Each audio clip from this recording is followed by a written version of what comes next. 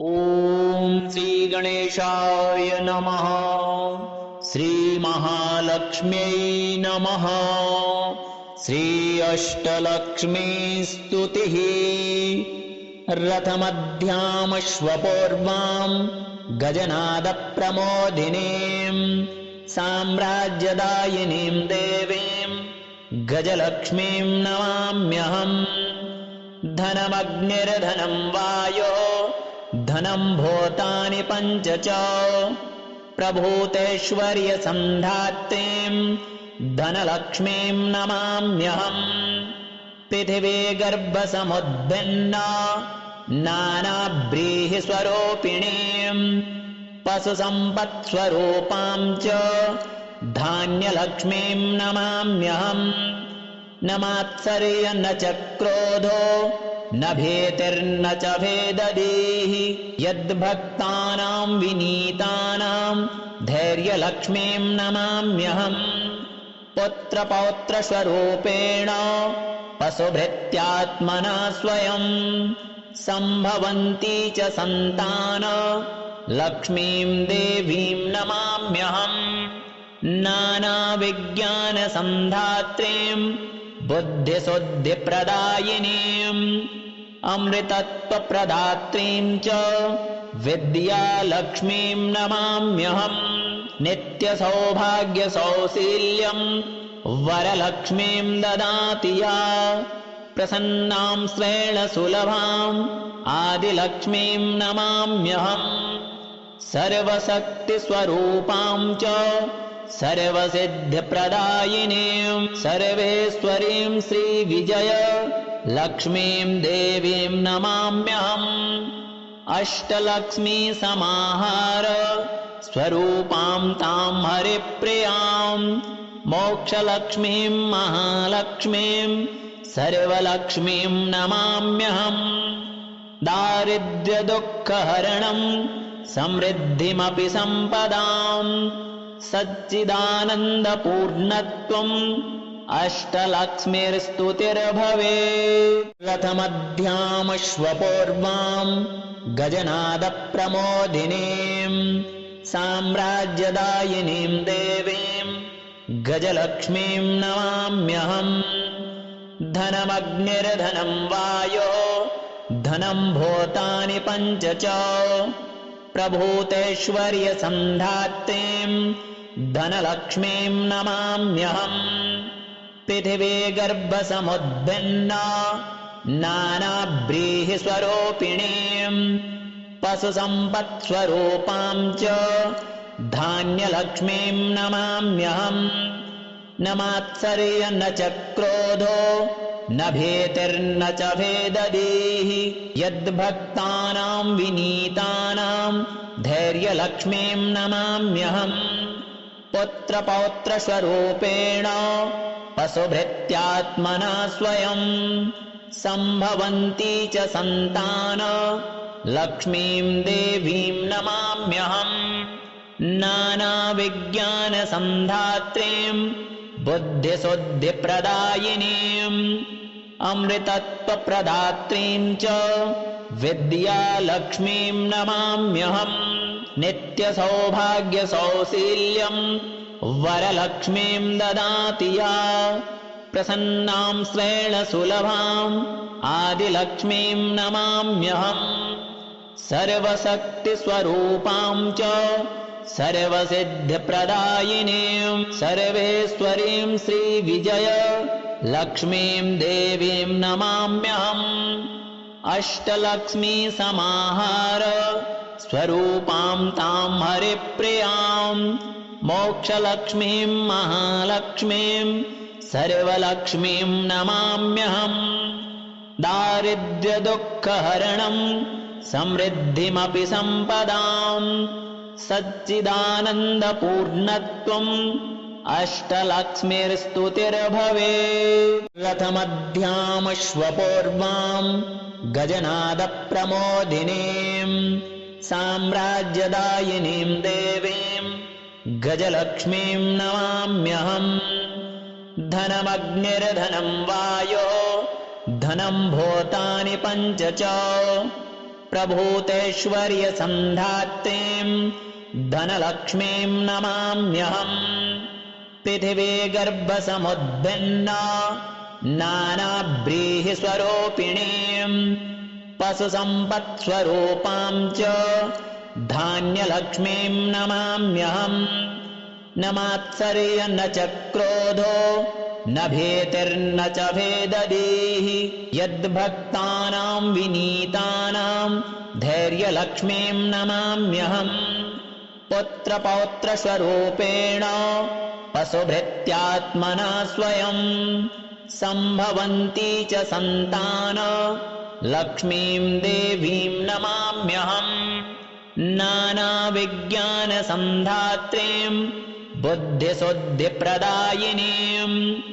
अमृतत्वप्रदात्रीं च विद्यालक्ष्मीं नमाम्यहम् नित्यसौभाग्यसौशील्यं वरलक्ष्मीं ददाति या प्रसन्नां स्वेण सुलभाम् आदिलक्ष्मीं नमाम्यहम् सर्वशक्तिस्वरूपां च सर्वसिद्धिप्रदायिनीं सर्वेश्वरीं श्रीविजय लक्ष्मीं देवीं नमाम्यहम् अष्टलक्ष्मीसमाहार स्वरूपां तां हरिप्रियां मोक्षलक्ष्मीं महालक्ष्मीं सर्वलक्ष्मीं नमाम्यहम् दारिद्र्यदुःखहरणं समृद्धिमपि सम्पदां सच्चिदानन्दपूर्णत्वम् अष्टलक्ष्मीर्स्तुतिर्भवेत् रथमध्यामश्वपूर्वां गजनादप्रमोदिनीं साम्राज्यदायिनीं देवीं गजलक्ष्मीं नमाम्यहम् धनमग्निर्धनं वायो धनं भूतानि पञ्च च प्रभूतेश्वर्यसन्धात्रीं धनलक्ष्मीं नमाम्यहम् पृथिवीगर्भसमुद्भिन्ना नानाव्रीहिस्वरूपिणीं पशुसम्पत्स्वरूपां च धान्यलक्ष्मीं नमाम्यहम् न मात्सर्य न च क्रोधो न भीतिर्न च भेददीः यद्भक्तानां विनीतानां धैर्यलक्ष्मीं नमाम्यहम् पुत्रपौत्रस्वरूपेण पशुभृत्यात्मना स्वयं सम्भवन्ती च सन्तान लक्ष्मीं देवीं नमाम्यहम् नानाविज्ञानसन्धात्रीं बुद्धिशुद्धिप्रदायिनीम् अमृतत्वप्रदात्रीं च विद्यालक्ष्मीं नमाम्यहम् नित्यसौभाग्यसौशील्यं वरलक्ष्मीं ददाति या प्रसन्नां स्वेण सुलभाम् आदिलक्ष्मीं नमाम्यहम् सर्वशक्तिस्वरूपां च सर्वसिद्धिप्रदायिनीं सर्वेश्वरीं श्रीविजय लक्ष्मीं देवीं नमाम्यहम् अष्टलक्ष्मीसमाहार स्वरूपां तां हरिप्रियां मोक्षलक्ष्मीं महालक्ष्मीं सर्वलक्ष्मीं नमाम्यहम् दारिद्र्यदुःखहरणं समृद्धिमपि सम्पदां सच्चिदानन्दपूर्णत्वम् अष्टलक्ष्मीर्स्तुतिर्भवेत् रथमध्यामश्वपूर्वां गजनादप्रमोदिनीं साम्राज्यदायिनीं देवीं गजलक्ष्मीं नमाम्यहम् धनमग्निर्धनं वायो धनं भूतानि पञ्च च प्रभूतेश्वर्यसन्धात्रीं धनलक्ष्मीं नमाम्यहम् पृथिवीगर्भसमुद्भिन्ना नानाव्रीहिस्वरूपिणीं पशुसम्पत्स्वरूपां च धान्यलक्ष्मीं नमाम्यहम् न मात्सर्य न च क्रोधो न भीतिर्न च भेददीः यद्भक्तानां विनीतानां धैर्यलक्ष्मीं नमाम्यहम् पुत्रपौत्रस्वरूपेण पशुभृत्यात्मना स्वयं सम्भवन्ती च सन्तान लक्ष्मीं देवीं नमाम्यहम् नानाविज्ञानसन्धात्रीं बुद्धिशुद्धिप्रदायिनीम् अमृतत्वप्रदात्रीं च विद्यालक्ष्मीं नमाम्यहम् नित्यसौभाग्यसौशील्यं वरलक्ष्मीं ददाति या प्रसन्नां श्रेण सुलभाम् आदिलक्ष्मीं नमाम्यहम् सर्वशक्तिस्वरूपां च सर्वसिद्धिप्रदायिनीं सर्वेश्वरीं श्रीविजय लक्ष्मीं देवीं नमाम्यहम् अष्टलक्ष्मी समाहार स्वरूपां तां हरिप्रियां मोक्षलक्ष्मीं महालक्ष्मीं सर्वलक्ष्मीं नमाम्यहम् दारिद्र्यदुःखहरणं समृद्धिमपि सम्पदां सच्चिदानन्दपूर्णत्वम् अष्टलक्ष्मीर्स्तुतिर्भवेत् रथमध्यामश्वपूर्वां गजनादप्रमोदिनीं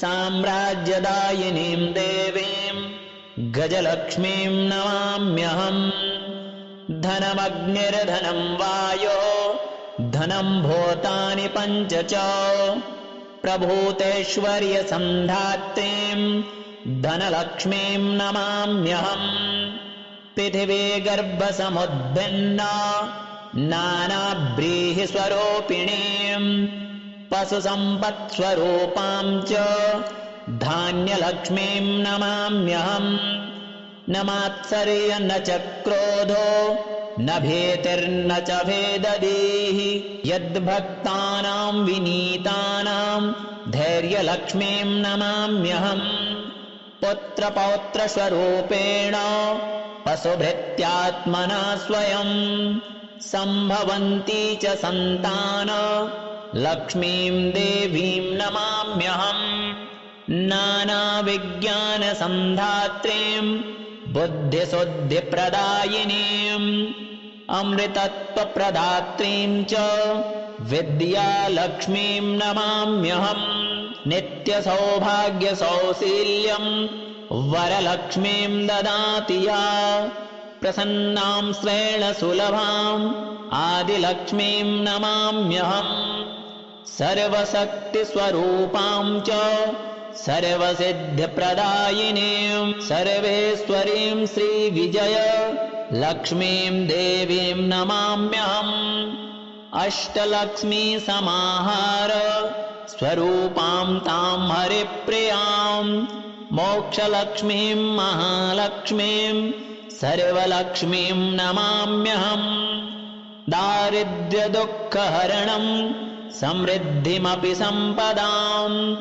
सच्चिदानन्दपूर्णत्वम् अष्टलक्ष्मीर्स्तुतिर्भवेत् रथमध्यामश्वपूर्वां गजनादप्रमोदिनीं साम्राज्यदायिनीं देवीं गजलक्ष्मीं नमाम्यहम् धनमग्निर्धनं वायो धनं भूतानि पञ्च च प्रभूतेश्वर्यसन्धात्रीं धनलक्ष्मीं नमाम्यहम् पृथिवीगर्भसमुद्भिन्ना नानाव्रीहिस्वरूपिणीं पशुसम्पत्स्वरूपां च धान्यलक्ष्मीं नमाम्यहम् न मात्सर्य न च क्रोधो न भीतिर्न च भेददीः यद्भक्तानां विनीतानां धैर्यलक्ष्मीं नमाम्यहम्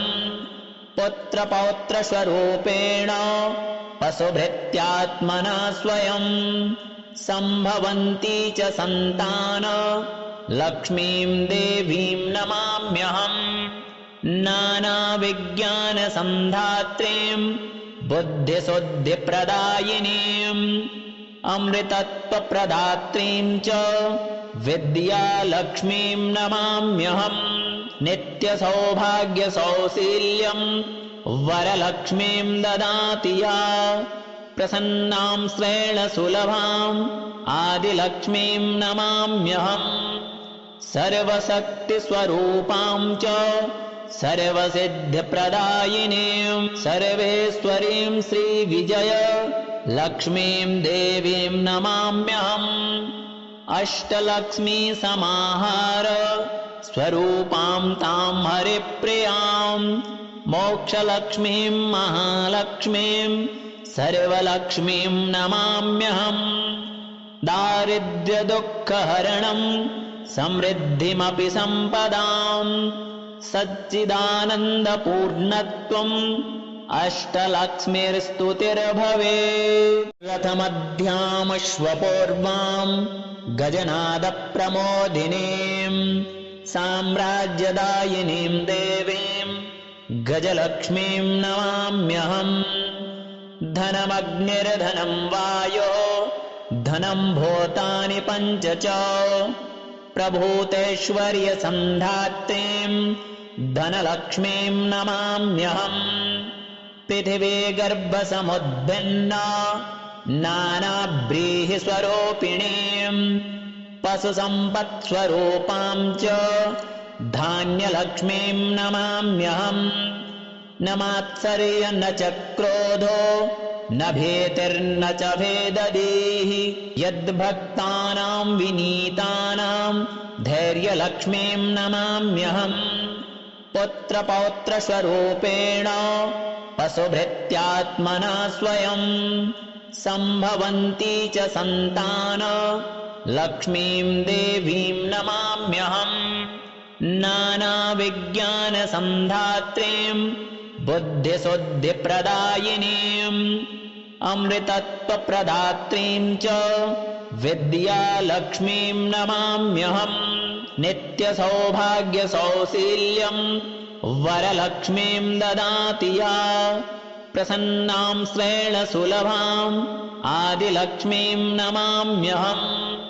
सर्वशक्तिस्वरूपां च सर्वसिद्धिप्रदायिनीं सर्वेश्वरीं श्रीविजय लक्ष्मीं देवीं नमाम्यहम् अष्टलक्ष्मी समाहार स्वरूपां तां हरिप्रियां मोक्षलक्ष्मीं महालक्ष्मीं सर्वलक्ष्मीं नमाम्यहम् दारिद्र्यदुःखहरणं समृद्धिमपि सम्पदां सच्चिदानन्दपूर्णत्वम् अष्टलक्ष्मीर्स्तुतिर्भवेत्।